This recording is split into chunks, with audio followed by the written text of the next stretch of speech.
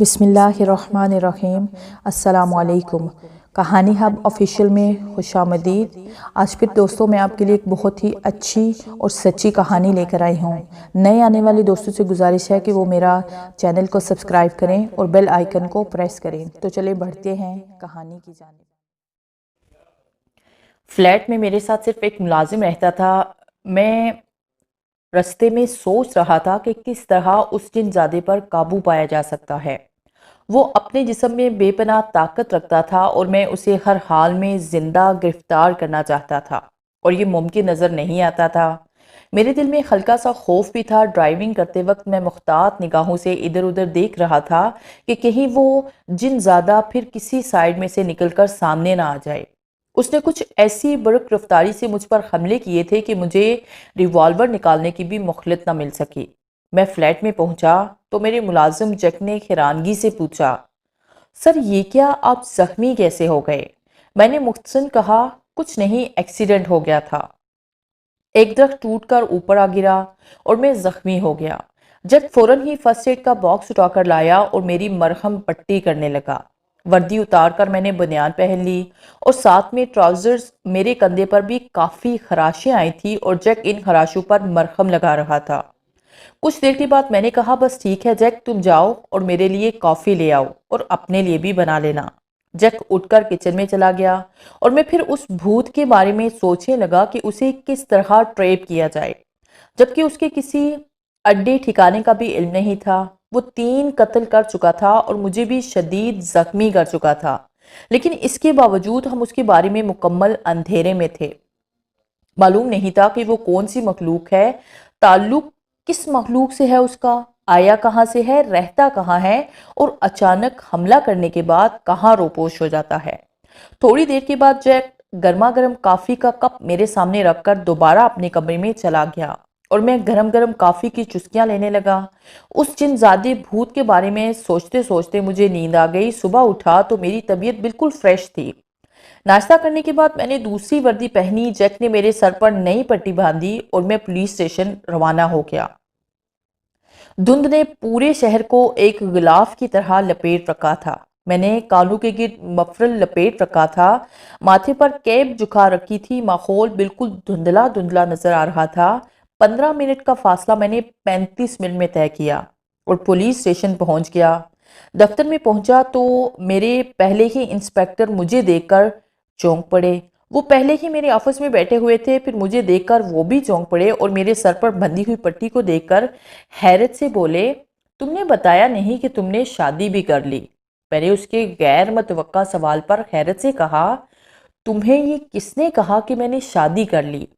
James مینیہت انداز میں میرے سر کی طرف اشارہ کرتے ہوئے بولا، بھئی یہ سر پر بندھی ہوئی پٹی تو یہی بتا رہی ہے کہ تمہاری بیگم نے آج تم پر پرچوں اور پیالوں سے حملہ کیا۔ اور میں بے اختیار ہنس پڑا۔ میری چھوڑو، تم سناؤ، کیا بھابی نے صبح صبح ہی گھر سے نکال کر باہر کیا جو تم آج صبح ہی صبح میرے آفس میں نظر آ رہے ہو؟ جیمز نے میرے سوال کے جواب میں اخبار میرے سامنے رکھ دیا۔ اخبار کے فرنٹ پیج پر لگی ہوئی سرخی پر نظر ڈالتے ہی میں چونک پڑا۔ میں اخبار تھامتے ہوئے اپنی کرسی پر بیٹھ گیا۔ لکھا تھا، شہر میں جن ذاتہ بھوت کی آمد، 24 گھنٹے میں 3 قتل، اور نیچے صرف ڈرامائی انداز میں تفصیل لکھی گئی تھی۔ اسے پڑھتے ہی دل پر خوف طاری ہونے لگا۔ فون کی گھنٹی بجی، میں نے ریسیور اٹھایا۔ یس، انسپیکٹر جان سپیکنگ۔ دوسری طرف سے کمشنر صاحب تھے۔ انسپیکٹر جان، کیا جیمز تمہارے دفتر میں ہے؟ یس سر۔ تم دونوں فوراً میرے آفس میں پہنچو، اور رابطہ منقطع ہو گیا۔ میں نے معصوم نظروں سے جیمز کی طرف دیکھا۔ وہ بھی نہایت معصومیت سے بولا، چلیں؟ میں نے کہا، چلیں، مجبوری ہے۔ پھر ہم مسکراتے ہوئے اٹھ کھڑے ہوئے۔ کمشنر صاحب کافی مضطرب نظر آ رہے تھے۔ ہم نے پہلے تو جاتے ہی زوردار سلیوٹ کیا۔ کمشنر صاحب نے ترچھی نگاہوں سے ہمیں دیکھا، بیٹھو، اور ہم خاموشی سے 2 کرسیوں پر بیٹھ گئے۔ مسٹر جان، مسٹر جیمز، کیا تم دونوں نے آج کا اخبار پڑھا ہے؟ میرے بولنے سے پہلے ہی جیمز بول پڑا، نو سر، اور اسی وقت میں نے کہہ دیا، یس سر۔ کمشنر صاحب نے ہم دونوں کو گھور کر دیکھا۔ جیمز نے پھر فوراً کہا، سر، اخبار میں پڑھ رہا تھا، ابھی پڑھنے ہی والا تھا کہ آپ نے بلا لیا۔ کمشنر صاحب نے اخبار غصے سے جیمز کی طرف پھینکا۔ پڑھو کیا لکھا ہے، کیسے پولیس ڈپارٹمنٹ کی مٹی پلید کی جا رہی ہے، اور جیمز اخبار اٹھا کر پڑھنے میں مصروف ہو گیا۔ پھر کمشنر صاحب مجھ سے مخاطب ہوئے، مسٹر جان، یہ جن زادہ بھوت کے نام سے جو پبلک کو خوفزدہ کر رہا ہے، اس کا مطلب کیا ہے، اور ان 3 قتلوں کے پیچھے کس کا ہاتھ ہے؟ رچرڈ پولٹری فارم میں جو قتل ہوا تھا اور اس کے ساتھ جو کہانی سننے میں آ رہی ہے، وہ سب کیا بکواس ہے؟ یہ سب کیا ہے؟ سر، وہ بکواسیت نہیں بلکہ وہ حقیقت ہے۔ میرے اس جواب پر کمشنر صاحب تقریباً اچر ہی پڑے۔ "What you mean, سر؟" میرا اس بھوت نما انسان سے سامنا ہو چکا ہے، اور میرے سر پر بندھی ہوئی پٹی اس بات کا ثبوت ہے۔ جیمز نے ایک ذرا میری طرف دیکھا اور پھر نظریں اخبار پر جما دی۔ سر، کل رات اس نے مجھے ختم کرنے کی کوشش کی، لیکن میری قسمت اچھی تھی جو میں بچ گیا۔ پھر میں انہیں سارے واقعات سنانے لگا، لیکن جیمز اسی طرح اخبار پڑھتا رہا۔ کمشنر صاحب بڑی حیرانگی اور توجہ سے میری رپورٹ سن رہے تھے۔ رپورٹ سنانے کے بعد میں خاموش ہو گیا۔ کمشنر صاحب چند لمحے سوچتے رہے، پھر بولے، "ٹھیک ہے، تم دونوں اسے گرفتار کرنے کی کوشش کرو۔" جیمز نے فوراً اخبار ایک طرف پھینکا۔ "نو سر، نیور۔" کمشنر صاحب نے اسے گھورا تو وہ نہایت ہی نرم لہجے میں بولا، "سر، میرا مطلب ہے اسے کس طرح گرفتار کر سکتے ہیں؟ جو مخلوق پلک جھپکتے ایک تناور درخت جڑ سے اکھاڑ ڈالے، اسے قابو میں کرنا ناممکن سی بات ہے۔ اور پھر اس کے جسم میں اتنی طاقت، اتنی پاور ہے کہ وہ ایک لمحے میں خاتی کی ایک ہی خاص سے گردن توڑ کر رکھ دے۔ ایسے میں اسے زندہ گرفتار کرنا، اس پر قابو پانے کی کوششیں کرنا، گویا خودکشی کرنے کے مترادف ہے۔" کمشنر نرم لہجے میں بولے، "میں نے کہا ہے کوششیں کرو، اور اگر یہ ممکن نہ ہو تو اسے گولی مار دو، لیکن جو بھی کرنا ہے فوراً کر گزرو۔" ہم دونوں نے بیک وقت کڑک لہجے میں کہا، "یس سر۔" پھر ہم نے اٹھ کر سیلوٹ کیا اور کمرے سے باہر آ گئے۔ اپنے دفتر میں پہنچا۔ جیمز بھی میرے ساتھ ہی تھا۔ "ہاں تو جان صاحب، اب آپ کے کیا ارادے ہیں؟" جیمز نے سامنے کرسی پر بیٹھے ہوئے کہا، "کچھ سمجھ میں نہیں آ رہا کہ کیا کیا جائے۔ تمہاری سمجھ میں کچھ نہیں آ رہا، اور ادھر کمشنر صاحب پلک جھپکتے اس مجرم کو اپنے سامنے دیکھنا چاہتے ہیں۔ ہاں، کمشنر صاحب تو کرسی پر بیٹھے یوں حکم دیتے ہیں جیسے ہم پولیس افسر نہیں بلکہ جادوگر ہیں، کہ ادھر منتر پڑا اور ادھر مجرم حاضر۔ اب یہی دیکھ لو، خود تو آرام سے ہارٹ روم میں بیٹھے ہوئے ہیں اور ہمیں کہہ رہے ہیں فوراً اس آدم ہور کو گرفتار کرو، جیسے کہ وہ کوئی سڑک کنارے لگا ہو پتھر ہو، یا اسے وہ کوئی مجسمہ ہو کہ جاتے ہی ہتھ کڑی لگائیں اور لے آئیں۔ مسٹر جان، اگر کوئی پتھر کا مجسمہ نہیں ہے تو ہوا کا جھونکا بھی نہیں ہے جو نہ ہمیں نظر آئے گا اور نہ ہماری گرفت میں آئے گا۔ آخر کس طرح گرفت میں آئے گا، کس طرح ہم اسے گھیر سکتے ہیں جبکہ ہمارے سامنے کوئی لائن آف ایکشن ہی نہیں؟ آخر ہم اس کا سراغ لگائیں تو لگائیں کس طرح؟ کافی دیر تک ہم مختلف پہلو پر غور کرتے رہے، پھر جیمز روانہ ہو گیا اور میں بھی فلیٹ پر پہنچ گیا۔ جیک نے ماحول کے مطابق کافی پلائی کیا، پھر اپنے کمرے میں چلا گیا۔ مختلف سوچوں میں الجھتے ہوئے رات کی کسی پہر مجھے نیند نے آ دبوچا اور میں ہر قسم کی سوچوں سے آزاد ہو گیا۔ دماغ اور جسم بالکل پرسکون ہو گیا۔ وقتی طور پر چند گھنٹوں کے لیے ہی صحیح، لیکن بہت سے جھنجھوڑوں سے نجات مل گئی تھی۔ کہتے ہیں آنے والے طوفان سے پہلے خاموشی چھا جاتی ہے، ماحول پر سکون سا چھا جاتا ہے۔ بالکل اسی طرح ماحول پرسکون تھا، ہر طرف خاموشی، لیکن پھر آہستہ آہستہ وہ سکون کے لمحات ختم ہو گئے۔ صبح ہوتے ہی میری آنکھ کھل گئی۔ ناشتہ تیار تھا، میں نے دل لگا کر ناشتہ کیا اور پولیس اسٹیشن روانہ ہو گیا۔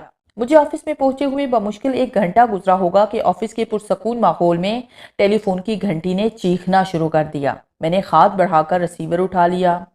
"یس، انسپیکٹر جان سپیکنگ۔" پھر دوسری طرف سے جو کچھ میں نے سنا اس کی وجہ سے ایک دفعہ تو میرا دماغ ہل کر رہ گیا، اور قتل میں نے ابھی ریسیور رکھا ہی تھا کہ گھنٹی پھر اٹھ بجی۔ اس دفعہ بھی کسی نے قتل کے بارے میں اطلاع دی تھی، لیکن یہ قتل کہیں اور ہوا تھا۔ چند منٹوں میں ہی پولیس اسٹیشن میں ہلچل مچ گئی، سپاہی گاڑیوں میں سوار ہونے لگے۔ اس دشمن آدم نے ایک ہی رات میں شہر میں مختلف مقامات پر 7 انسانوں کو مار ڈالا تھا۔ ایک ہی رات میں 7 قتل کوئی معمولی بات نہیں۔ حالات کو سنبھالنا بہت ہی مشکل ہو جاتا۔ شہر کی سڑکوں پر پولیس کی گاڑی دوڑ رہی تھی، جگہ جگہ سے لاشیں اٹھا کر ہاسپٹل پہنچائی جا رہی تھی۔ 7 لاشوں میں سے ایک لاش عورت کی تھی، باقی سب مرد تھے، جن میں سے 2 کا سینہ پھٹا ہوا تھا۔ لاشیں پوسٹ مارٹم کے لیے روانہ کرنے کے بعد میں پولیس اسٹیشن آ گیا۔ ذہن منتشر ہو چکا تھا۔ لاشیں اٹھاتے اور قانونی کارروائی کے دوران جیمز میرے ساتھ تھا، لیکن اب اس کی بھی کچھ خبر نہ تھی۔ سحپہ 2 بجے ایک ہنگامی اجلاس طلب کیا گیا تھا۔ 2 بج رہے تھے، یعنی اجلاس میں شرکت کے لیے صرف 1 گھنٹہ باقی تھا۔ پھر آہستہ آہستہ وہ 1 گھنٹہ بھی گزر گیا۔ 2:45 بجے میں اٹھ کر میٹنگ ہال کی طرف چل پڑا۔ یہاں بہت سے لوگ اجلاس میں شرکت کے لیے موجود تھے، جن میں ٹی وی اور پریس والے بھی شامل تھے۔ اجلاس شروع ہونے سے چند منٹ پہلے جیمز بھی ہال میں پہنچ گیا اور میرے برابر آ کر بیٹھ گیا۔ اس کے چہرے پر معمول کے خلاف مسکراہٹ کی بجائے گہری سنجیدگی کی پرچھائیاں نظر آ رہی تھی۔ تھوڑی دیر کے بعد کمشنر صاحب مائک کے سامنے آئے تو ہال میں بالکل خاموشی چھا گئی۔ کیمرے آن ہو گئے اور ہال میں کیمروں کی فلیش چمکنے لگے۔ پھر چند لمحوں بعد ہال میں کمشنر صاحب کی آواز گونجی، یقیناً آپ لوگوں کو یہ بتانے کی ضرورت نہیں کہ یہ ہنگامی اجلاس کیوں طلب کیا گیا ہے۔ شہر میں ہونے والی وارداتوں کا ہمیں سخت افسوس ہے۔ جس بے دردی اور بے رحمی سے انسانوں کا خون بہایا جا رہا ہے، یہ انتہائی قابل افسوس بات ہے۔ کمشنر صاحب کے دوبارہ بولنے سے پہلے ہی ایک صحافی بول پڑا، کمشنر صاحب، سنا ہے وارداتوں کے پیچھے کسی جن زادے کنگ کانگ کا ہاتھ ہے، اور اگر یہ حقیقت ہے تو سوچنے کی بات یہ ہے کہ وہ جن زادہ آیا کہاں سے، جبکہ شہر کے دور یا نزدیک کوئی جنگل نہیں ہے۔ بلکہ آپ کا اس بارے میں کیا خیال ہے؟ آپ نے بالکل صحیح سنا۔ ویسے بھی اتنی بے دردی اور بے رحمی کی توقع کسی انسان سے نہیں کی جا سکتی۔ رہی بات یہ کہ وہ جن زادہ آیا کہاں سے، تو میرے خیال کے مطابق اسے اس شہر میں لانے والی کوئی ملک دشمن تنظیم ہو سکتی ہے، اور ان قریب تمام سچائی آپ کے سامنے ہوگی۔ دوسرے کونے سے ایک اور صحافی اٹھ کر بولا، کمشنر صاحب، آپ کو ان تمام وارداتوں کا افسوس ہے۔ پچھلے 32 گھنٹوں کے درمیان شہر میں 10 قتل ہو چکے ہیں اور مجرم ابھی تک آزاد گھوم رہا ہے۔ ہو سکتا ہے وہ آئندہ 32 گھنٹوں میں 10 اور معصوم اور بے گناہ شہریوں کی زندگی کو فنا کر دے۔ آپ نے ان بے گناہ لوگوں کے تحفظ کے لیے کیا کیا اقدامات کیے ہیں؟ آپ کی بات اپنی جگہ درست ہے، لیکن ہم بھی کوئی خاک پر ہاتھ دھڑے نہیں بیٹھے۔ ہماری پوری پولیس فورس حرکت میں آ چکی ہے اور ہمیں اس جن زادے کو دیکھتے ہی گولی مار دینے کے آرڈر ملے ہیں، اور ہمیں امید ہے جلد ہی کوئی اچھی خبر ملے گی۔ آخر 1.5 گھنٹے بعد اجلاس ختم ہو گیا اور کمشنر صاحب نے ہمیں آفس میں بلا کر اچھی خاصی جھاڑ پیٹ کی اور کہا، پوری پولیس فورس کو پارٹیوں کی شکل میں پورے شہر میں پھیلا دو۔ آئندہ 24 گھنٹوں میں مجھے وہ جن زادہ چاہیے، زندہ یا مردہ۔ پولیس اسٹیشن میں 32 سپاہی تھے۔ میں نے 4 سپاہیوں کی 7 ٹولیاں بنائی اور انہیں حکم دیا کہ اس جن زادے کو دیکھتے ہی گولیوں سے اڑا دو۔ باقی 4 سپاہیوں کو پولیس اسٹیشن چھوڑ کر میں بھی جیمز کے ساتھ شہر گردی کرنے لگا۔ ہم دونوں کے پاس ریوالور تھے اور فالتو کارتوس بھی۔ شہر کی سڑکوں پر وہیں دن کے خشک بادل چھائے ہوئے تھے۔ وردیوں کے اوپر ہم نے اوور کوٹ پہن رکھے تھے، سر پر فلیٹ ہیٹ، ہاتھوں پر دستانے۔ اس کے باوجود سردی ہم سے مذاق کر رہی تھی۔ بازار سر شام بند ہو گئے، اکا دکا دکانیں کھلی ہوئی تھی، حالانکہ یہ وہی بازار تھے جو ساری رات کھلے رہتے تھے اور ہر وقت یہاں رش نظر آتا تھا۔ لیکن سردی نے بازاروں کے حسن کو ختم کر ڈالا تھا۔ ہم دونوں شہر کی مختلف سڑکوں پر گھومتے رہے، لیکن وہ دشمن آدم جن زادہ کہیں نظر نہ آیا۔ آخر تھک کر ہم ایک کیفے میں جا بیٹھے۔ اندر ہیٹر جا رہے تھے اور اندر کی حرارت ہمیں بے حد لذت افروز معلوم ہو رہی تھی۔ میں نے 2 کپ کافی طلب کی اور موجودہ حالات پر جیمز سے گفتگو کرنے لگا۔ جیمز نے کہا، جان، کیا تمہیں امید ہے کہ ہم کسی بھی طرح اس جنگلی درندے کو قابو کر سکیں گے یا اسے مار سکیں گے؟ کیوں نہیں، اسے زندہ قابو کرنا تو ناممکن سی بات ہے، لیکن ہم اسے گولی مار کر ختم تو کر سکتے ہیں۔ لیکن جان، میں چاہتا ہوں کہ کسی نہ کسی طرح سے اسے زندہ گرفتار کر لیا جائے۔ میں نے حیرت سے کہا، وہ کیوں؟ بس ویسے ہی میرا دل نہیں چاہتا کہ ہم اسے ختم کریں۔ یہ تو کوئی بات نہ ہوئی، میں تمہیں بتا چکا ہوں کہ وہ کس قدر طاقتور ہے۔ 50 آدمی مل کر بھی اسے قابو میں نہیں کر سکتے، پھر ہم بلا اسے زندہ گرفتار کیسے کر سکتے ہیں؟ میری بات ختم ہوتے ہی ویٹر 2 کپ کافی کے ٹیبل پر رکھ کر چلا گیا۔ جیمز نے کپ اٹھایا، ایک گھونٹ بھرا، غور سے کپ کی طرف دیکھنے لگا۔ کپ میں سے دھواں بل کھا کر اٹھ رہا تھا اور وہ یکٹر دھوئیں کو گھور رہا تھا، اور میں غور سے جیمز کی طرف دیکھ رہا تھا۔ پھر وہ کپ کو اپنے ناک کے پاس کر کے سونگھنے لگا۔ پھر وہ میری طرف دیکھ کر مسکرایا۔ جان ذرا اپنے کپ کو سونگو۔ میں نے حیرت سے پہلے اس کی طرف دیکھا، پھر اپنے ہاتھ میں پکڑے ہوئے کپ کو دیکھا جس میں سے ہلکا ہلکا دھواں اٹھ رہا تھا۔ میں نے کپ کو چہرے کے قریب کر کے سونگا۔ انتہائی دل نشین کیف آور خوشبو آ رہی تھی۔ جیمز نے مسکراتے ہوئے کہا، خوشبو آ رہی ہے؟ ہاں آ رہی ہے، پر اس میں ایسی خاص بات کیا ہے؟ میں ابھی تک جیمز کا اشارہ نہیں سمجھ سکا تھا۔ جان اب تمہارا کیا خیال ہے، ہم اس جن زادے کو زندہ گرفتار کر سکتے ہیں یا پھر نہیں؟ وہ میری آنکھوں میں جھانکتے ہوئے زیر لب مسکرا رہا تھا۔ میں اس کی بات سمجھنے کی کوشش کر رہا تھا۔ میری نظر ایک بار پھر کپ پر پڑی۔ اب کافی میں دھواں نہیں اٹھ رہا تھا۔ میرے دماغ میں جیمز کے الفاظ گونج رہے تھے، دھواں، خوشبو، دھواں، خوشبو۔ میرے ذہن میں فوراً ایک خیال آیا، دھواں، گیس، کلوروفارم، بے ہوشی۔ میں نے چونک کر جیمز کی طرف دیکھا، وہ مسکرا رہا تھا۔ پھر میں بھی بے اختیار مسکرا اٹھا۔ جیمز میرا خیال ہے آج کل شرلاک ہومز کے جاسوس ناول پڑھ رہے ہو۔ ویسے تمہارا خیال اچھا ہے، ہم اسے گیس گرینڈر کے ذریعے قابو کر سکتے ہیں، یہ شرط کہ ہمارے مقابل آنے سے کوئی اسے گولی نہ مار دے۔ تو چلو پھر فوراً چلے۔ ہم نے جلدی جلدی کافی ختم کی، ایک چھوٹا نوٹ کپ کے نیچے دبا دیا اور کیفے سے باہر نکل آئے۔ باہر نکلتے ہی بے اختیار میرے دانت بج رہے تھے، انتہائی شدید سردی محسوس ہو رہی تھی۔ یوں محسوس ہو رہا تھا جیسے کسی نے مجھے برف کے بلاک میں جکڑ دیا ہو اور میری روح جسم سے نکل کر کہیں یک بستہ وادیوں میں پہنچ گئی ہو۔ بہرحال ہم فوراً پولیس اسٹیشن پہنچے۔ حالات شہر کے کچھ ایسے تھے کہ ہمیں فل پاور اختیارات دیے گئے تھے، لہٰذا بغیر قانونی کارروائی کے ہم نے اسلحہ خانہ سے 8-10 گیس گرینڈر لے کر ایک چمڑے کے تھیلے میں ڈالے اور واپس چل پڑے۔ جس وقت ہم پولیس اسٹیشن سے نکلے تھے اس وقت 11:40 ہو رہے تھے۔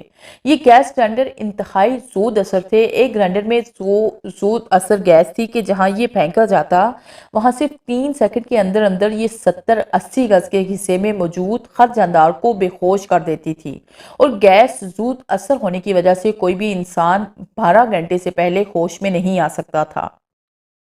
لیکن ہم نے احتیاطاً 8-10 گرینڈر ساتھ لے لیے تھے، لیکن ظاہر ہے یہ گرینڈر تبھی کام آتے جب ہمارا اس جن زادے سے سامنا ہوتا، لیکن وہ ہمیں کہیں نظر نہیں آ رہا تھا۔ ہم ایک گلی سے دوسری اور دوسری سے تیسری میں داخل ہوتے گئے۔ دوبارہ ہمیں پولیس والوں کی علیحدہ علیحدہ ٹولیاں نظر آئی، لیکن انہیں بھی وہ کہیں نظر نہیں آیا تھا۔ پھر ہم ایک گلی میں سے ہوتے ہوئے مین روڈ پر آ گئے۔ گرینڈر والا تھیلا جیمز نے اپنے کمر کے پیچھے لٹکا رکھا تھا۔ ہم چلتے ہوئے شہر سے باہر جانے والی سڑک پر آ گئے۔ ٹریفک بھی بالکل بند تھی۔ سڑک کے کنارے لگی ہوئی اسٹریٹ لائٹ کی روشنی دھند کی وجہ سے کسی جگنو کی طرح نظر آ رہی تھی۔ ہر طرف خاموشی تھی، سناٹا تھا اور اندھیرا تھا۔ ہم آپس میں باتیں کرتے ہوئے چلے جا رہے تھے کہ اپنے پیچھے ہلکی سی آہٹ سن کر فوراً پلٹے، اور پلٹتے ہی ہمارے ہاتھ بے اختیار ریوالور کی طرف بڑھ گئے۔ وہ ہم سے صرف 3-4 گز کے فاصلے پر کھڑا تھا، انتہائی طویل قد و قامت۔ ہم اس کے سامنے بونے سے لگ رہے تھے۔ وہ ہمیں عجیب سی نظروں سے گھور رہا تھا، جیسے ہمیں سمجھنے کی کوشش کر رہا ہو۔ ہم اپنے ریوالور نکال چکے تھے لیکن اپنی جگہ پر ساکت کھڑے تھے۔ جیمز نے فوراً ریوالور واپس اپنی جیب میں رکھا اور پیچھے سے گرینڈر والا تھیلا اتارنے لگا۔ وہ بھی شاید خطرہ محسوس کر چکا تھا، اس لیے غراتے ہوئے اس نے ہم پر چھلانگ لگائی۔ مجھے یوں محسوس ہوا جیسے کسی چٹان اڑتی ہوئی ہماری طرف آئی ہو۔ بے اختیار میری انگلی ٹریگر پر دب گئی۔ رات کے پرسکون ماحول میں ریوالور چلنے کی آواز یوں گونجی جیسے کہ توپ چلی ہو۔ میں اور جیمز اچھل کر سائیڈ پر ہو گئے، لیکن شاید گولی اسے نہیں لگی تھی کیونکہ سڑک پر گرتے ہی وہ فوراً اٹھ کر ایک طرف دوڑ پڑا۔ اس کے دوڑنے سے دھپ دھپ کی آواز آ رہی تھی اور وہ اس تیز رفتاری سے دوڑا تھا کہ کوئی انسان تصور بھی نہیں کر سکتا۔ میں نے اس کی ٹانگ کا نشانہ لے کر دوبارہ فائر کیا، لیکن دوڑنے کی وجہ سے شاید نشانہ دوبارہ غلط ہو گیا۔ ہم دونوں بھی فوراً اس کے پیچھے دوڑے۔ جیمز کو اتنی مہلت ہی نہیں ملی تھی کہ اس پر گرینڈ پھینکتا، اور جب تک وہ کمر پر سے تھیلا اتارتا وہ فرار ہو چکا تھا۔ ہم دوڑتے دوڑتے چوک تک پہنچ گئے لیکن اس کا کہیں پتہ نہیں تھا۔ گرینڈروں والا تھیلا جیمز کے ہاتھ میں جو رہا تھا۔ تھوڑی دیر دوڑنے کی وجہ سے ہماری سردی دور ہو گئی تھی۔ جیمز، تم نے اسے دوڑتے ہوئے دیکھا تھا؟ ہاں، میری زندگی کا یہ حیرت انگیز کیس ہے اور انتہائی انوکھا تجربہ۔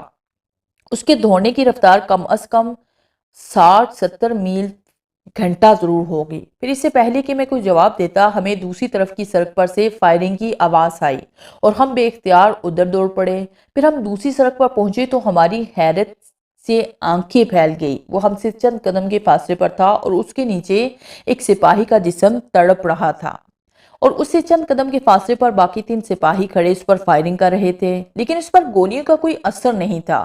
وہ انتہائی پرسکون انداز میں سپاہی کے خون سے اپنی پیاس بجھا رہا تھا۔ وہ اس قدر مطمئن نظر آ رہا تھا جیسے اس کے آس پاس کوئی تیسرا آدمی موجود ہی نہ ہو۔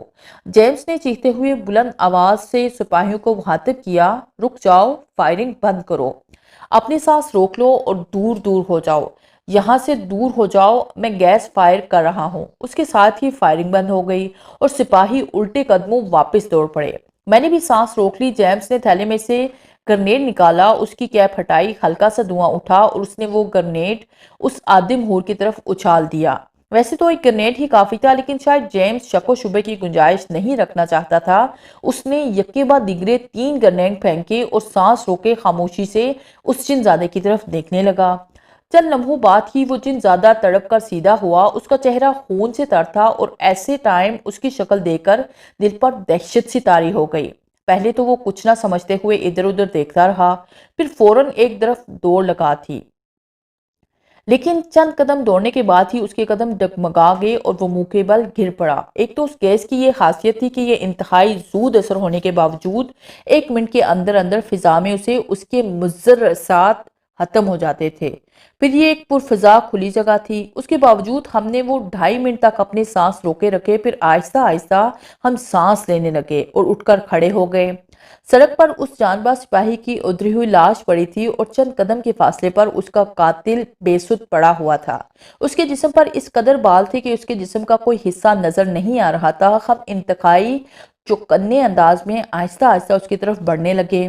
وہ بے ہوش تھا، لیکن ہم اس لیے چوکنے انداز میں آہستہ آہستہ اس کی طرف بڑھنے لگے۔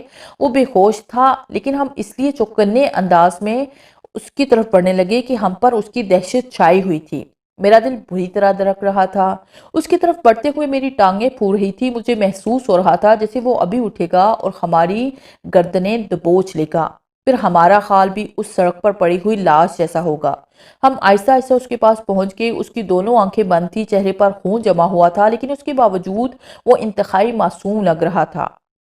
اس کے چہرے پر بچوں کی سی معصومیت تھی۔ جیمز نے آگے بڑھ کر اسے ایک زوردار ٹھوکر ماری اور اچھل کر 2 قدم پیچھے ہٹ گیا، لیکن وہ اسی طرح پڑا رہا۔ پھر جیمز نے مجھے مخاطب کیا، یہ بے ہوش ہو چکا ہے، لہٰذا اسے فوراً پولیس اسٹیشن لے جانا چاہیے۔